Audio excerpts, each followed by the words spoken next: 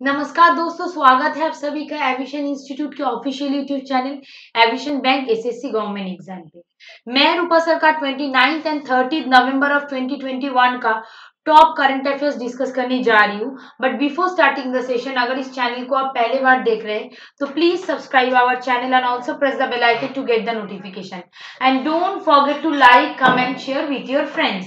और हाँ, अभी तक आपने हमारा ये ऐप डाउनलोड नहीं किया है तो प्लीज गूगल प्ले स्टोर पे जाइए और वहां से हमारा ऐप डाउनलोड कीजिए। वहां पे आपको ऐसा ही बहुत सारे videos and free test series मिल जाएगा। और अधिक जानकारी के लिए हमारा जो ऑफिशियल वेबसाइट है दैट इज www.aviation.co.in विजिट कीजिए। तो चलिए without wasting any time start किया जाए। तो देखिए हमारा पहला न्यूज क्या है। हमारा पहला जो न्यूज है that is what is the name of the theme based tourist circuit train announced by the Indian railway. ठीक है, तो क्वेश्चन क्या है, देखिए क्या नाम है वो theme based tourist circuit train announced by the Indian railway. Option क्या है, देखिए भारत रत्न ट्रेन, उसके बाद क्या है Bharat Darshan train, Bharat Gaurav train and Bharat Yatra train. तो आंसर है भारत गौरव ट्रेन। तो चलिए इसके रिगार्डिंग जो स्टैटिक है देख लेते हैं। Indian railway launches Bharat Gaurav theme based circuit train to boost tourism. ठीक है, किस लिए किया है, टूरिज्म को बूस्ट करने के लिए।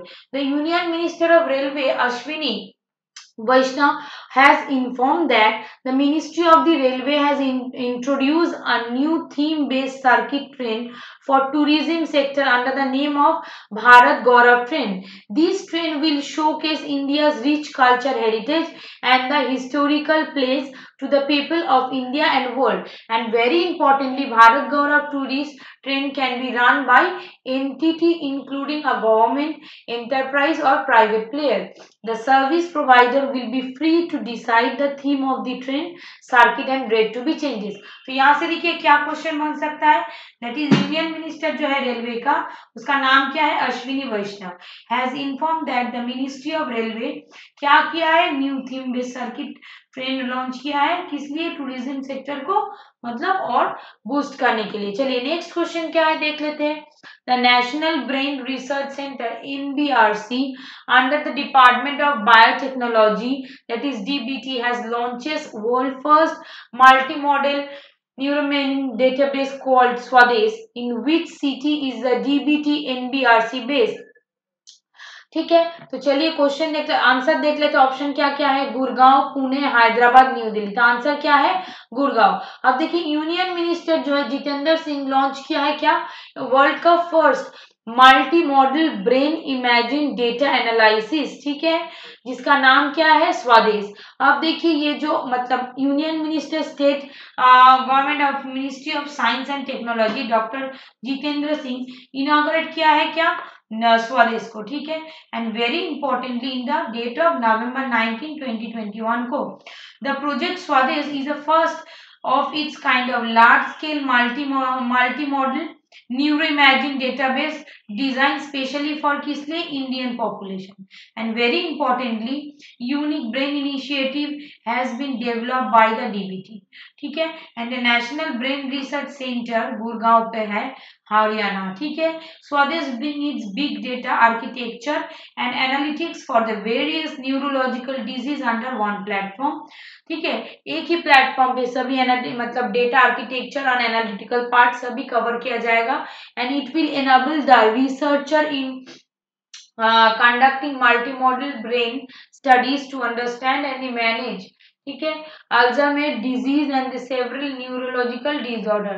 And very importantly DBT NBRC is the only institute for the India dedicated to neuroscience research and education. ठीक है, चलिए नेक्स्ट क्वेश्चन देख लेते हैं। What is the name given to the project launches by the Indo-German Science and Technology Center to promote women research in joint R&D project through lateral entry? अब देखिए what is the name of the given project, project का नाम क्या है जो launch किया गया है by Indo-German Science and the Technology Center। ठीक है, वेरी इंपॉर्टेंटली टू प्रमोट क्या, women researcher in joint R&D project through lateral entity. ठीक है, चलिए क्या लिखा हुआ है, देखिए she resilient wiser and assure. ठीक है, तो उसका आंसर क्या होगा, वाइजर। अब देखिए इंडियन एंड जर्मनी ने मिलकर लॉन्च किया वाइजर प्रोग्राम। ठीक है, ये जो वाइजर प्रोग्राम है for lateral entity and women researcher joined in R&D project. ठीक है, the Indo-German and Science Technology Center has launched first of its kind program to promote women researcher to field of the research of development through किस लिए through lateral entry. The program is called women development is science and engineering research, and very importantly the program will called women's involvement and science and engineering research, जिसका full form है visor. ठीक है, visor का full form पूछ सकता है, तो उसका फुल फॉर्म क्या है? Women involvement in science and engineering result. Wiser is encouraging the women researcher in the joint of the R&D project, and very importantly IGSTC is a joint initiative to the Department of what? Department of the Science and Technology and Government of India and the Federal Ministry of the Education Research, that is a full form of BMBA. BMBA, the abbreviation of the Federal Government of India and the Federal Ministry of the Education and Research, Government of Germany. तो चलिए next question देख लेते हैं. What is the theme of the Azadi ka Amrit? ठीक है, Azadi ka Amrit Mahotsav celebrate week by the ministry of the women and child development, WCD जिसका abbreviation है. तो क्वेश्चन क्या है? आजादी का अमृत ये जो महोत्सव है सेलिब्रेट किया जा रहा है, वो उसका थीम क्या है? ठीक है, थीम से कभी कभार क्वेश्चन पूछ लेता है. तो चलिए ऑप्शन देख लेते हैं. That is imagine, believe and achieve. Option B is children food and nutrition. Option C is children idea and right nutrition. And option D is growing well in a changing world. तो answer क्या है? Children idea and right nutrition. So look the static part on this sector, that is ministry of women and child development celebrate. कौन है? That is Smriti Irani ji. Azadi ka Amrit महोत्सव का जो theme है children idea and right nutrition, वो कब सेलिब्रेट हुआ? Starting from 14 November and ending with 21 of November 2021 as the part of the 75 independence celebration. And very importantly the event was organized with the objective to generate awareness किस लिए? about the right child right and the mainly through the outreach activities of the child care institution specialized adaptation agency. ठीक है, तो child right के लिए ये सब किया गया है. ठीक है, चलिए नेक्स्ट क्वेश्चन देख लेते हैं. नेक्स्ट क्वेश्चन है who represent India at the 20th meeting of Shanghai corporation organization SCO council of head and government. चलिए आंसर देख लेते हैं. That is S Jaishankar, Narendra Modi, Nirmala Sitharaman and Piyush Goyal.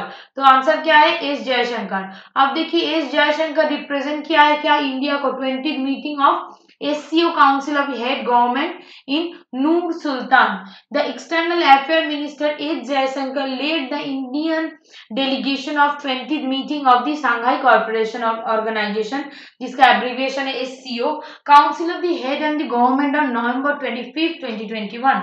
And very importantly, the meeting was held in Nur Sultan in virtual format under the chairmanship of Kazakhstan.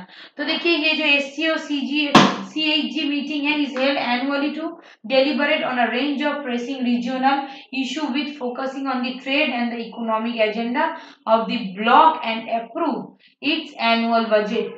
चलिए next question देख लेते हैं. Which term has been chosen as the word of the year 2021 by Collins Dictionary? ठीक है, तो answer क्या है? Meta, wax, crypto and NFT. Answer है NFT. चलिए इसकी रिगार्डिंग जो स्टैटिक है देख लेते हैं. Collins Dictionary names NFT as the word of the year 2021.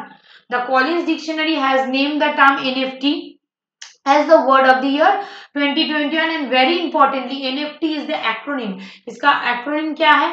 non fungible token. ठीक है, non fungible token. As per the Collins Dictionary NFT is defined. NFT को कैसे डिफाइन किया जाता है?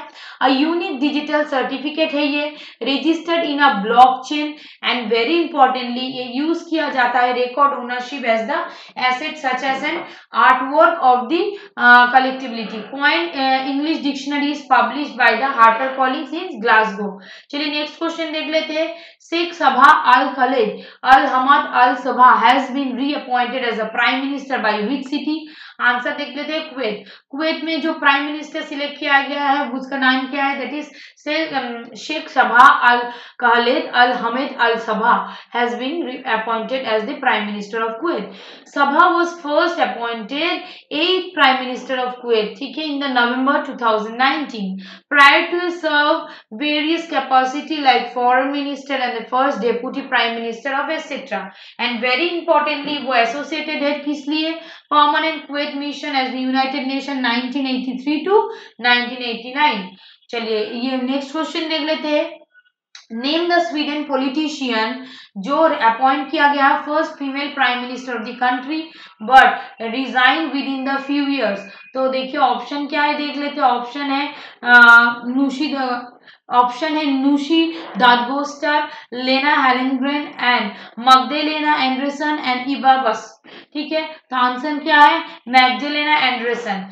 Magdalena Anderson, who was appointed as the first ever female Prime Minister of Sweden, on 24th of November 2021, he resigned within few hours of appointment। ठीक है, appointment के कुछ घंटे बाद ही उन्होंने रिजाइन दे दिया। And Anderson was forced to resign after she praised her government budget in the parliament and Swedish parliament voted in favor of the budget presented by the opposition।